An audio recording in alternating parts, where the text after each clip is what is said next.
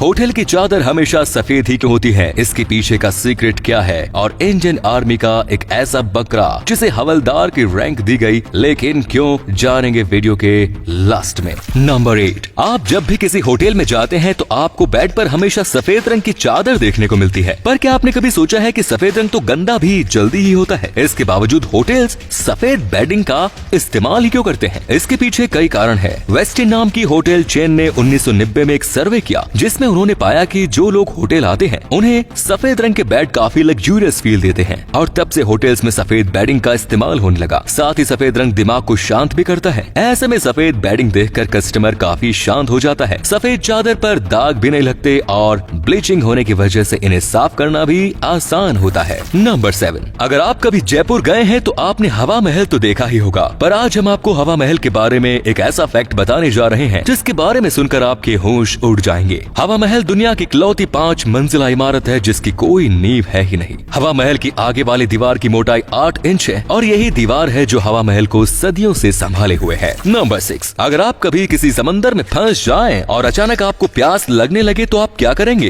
तो आप में से ज्यादातर लोग कहेंगे कि समंदर का पानी पी लें, पर समंदर के पानी में नमक काफी ज्यादा होता है जिसकी वजह से इसका पानी आपको डिहाइड्रेट कर देगा और ऐसे में आपका बच पाना काफी मुश्किल हो जाएगा। पर अगर आप समंदर में बर्फ ढूंढने में कामयाब रहे तो हो सकता है कि आपकी जान बच जाए। समंदर के पानी में जमी बर्फ में समंदर के पानी के मुकाबले 10 गुना कम नमक होता है क्योंकि पानी में ज्यादा नमक पानी को जमने नहीं देता। ऐसे में बर्फ आपकी प्यास तो बुझा देगी, साथ ही आपको डिहाइड्रेट होने से भी बचाएगी। नंबर 5, पाकिस्तान के बारे में आपने काफी कुछ सुना होगा और पढ़ा होगा, तो अब अगर मैं आपसे पूछूं कि पाकिस्तान का नेशनल एनिमल कौन सा है तो इसका जवाब आप में से ज्यादातर लोगों के पास नहीं होगा। पाकिस्तान के नेशनल एनिमल का नाम है मारखोर। मारखोर एक जंगली बकरा होता है जिसके नाम का मतलब होता है सांप खाने वाला। मारखोर सेंट्रल एशिया, काराकोरम और हिमालयन इलाकों में देखने को मिलता है जिन्हें 2015 में लुप्त हो रही प्रजातियों में शामिल किया गया। नंबर 4, इंडियन ड्राइविंग लाइसेंस का तो आप इंडिया में तो इस्तेमाल करते ही हैं, पर क्या कभी आपने सोचा है कि इंडियन ड्राइविंग लाइसेंस को आप और कौन से देश में इस्तेमाल कर सकते हैं? आपको जानकर हैरानी होगी कि इंडियन ड्राइविंग लाइसेंस को अपने देश के अलावा 21 और दूसरे देशों में भी इस्तेमाल किया जा सकता है। इस लिस्ट में आप उन 21 देशों का नाम देख सकते हैं जिनमें आप इंडियन ड्राइविंग लाइसेंस का इस्तेमाल कर सकते हैं। इसमें यूएसए, ऑस्ट्रेलिया, साउथ अफ्रीका और न्यूजीलैंड जैसे बड़े देश भी हैं। शर्त इतनी है कि इन देशों में इंडियन ड्राइविंग लाइसेंस का इस्तेमाल करने के लिए उस पे दी गई डिटेल्स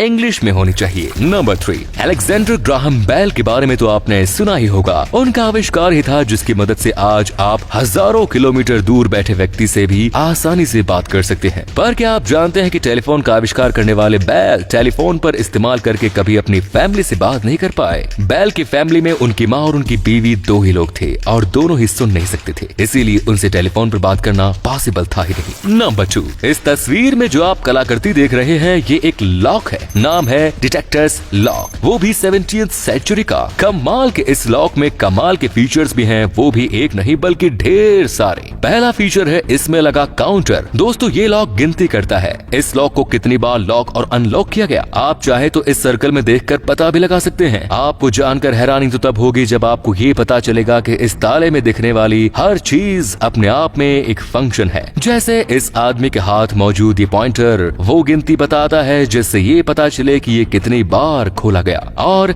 इसका लेफ्ट शू जिसे ऊपर करके ही आपको चाबी का होल दिखाई देगा। वह इस लॉक को लॉक करने का फीचर भी कमाल का है जो इस आदमी की हेड को उठाते ही लग जाता है। इंग्लैंड के मशहूर इंजीनियर जॉन विकीज ने इसे साल 1680 में बनाया था जो इस समय विक्टोरिया एंड अल्बर्ट म्यूजियम में रखा हुआ है। एंड द लास्ट, नंबर 1, क्या आपको पता है कि इंडियन आर्मी में एक हवलदार है जिसका नाम है मस्ताना, और ये मस्ताना सा नाम इस बकरे का है। आप यही सोच रहे हैं ना, एक बकरा वो भी हवलदार और वो भी भारतीय सेना का। जी हाँ, आपने सही सुना, ये कोई मामूली बकरा नहीं बल्कि बेहद अनोखा है जिसके पीछे की कहानी और भी अनोखी है। तो हुआ यूं कि साल 1965 में इंडिया पाक जंग के दौरान भारतीय सेना की एक टुकड़ी लैंड माइंस में जा फंसी। जमीन के नीचे बारूद था और सेना को ये रास्ता हर हाल में पार करना था, जिंदा या मुर्दा। तो तभी सभी जवानों ने भगवान से प्रार्थना की और भगवान ने इनकी प्रार्थना सुन भी ली। एक बकरे को भेजकर, जी हाँ, जो अचानक ही कहीं से इनके सामने आ गया और बिना किसी ब्लास्ट के इस माइन को पार कर गया। बस फिर क्या था, सेना की टुकड़ी ने इसके कदमों की नकल कर ली और उनकी जान बच गई। तब से इसका नाम रखा गया मस्ताना, जिसे भारतीय सेना में हवलदार का दर्जा भी दिया गया। हालांकि अभी असली मस्ताना तो इस दुनिया में नहीं है, लेकिन मस्ताना हवलदार की पोस्ट पर भर्ती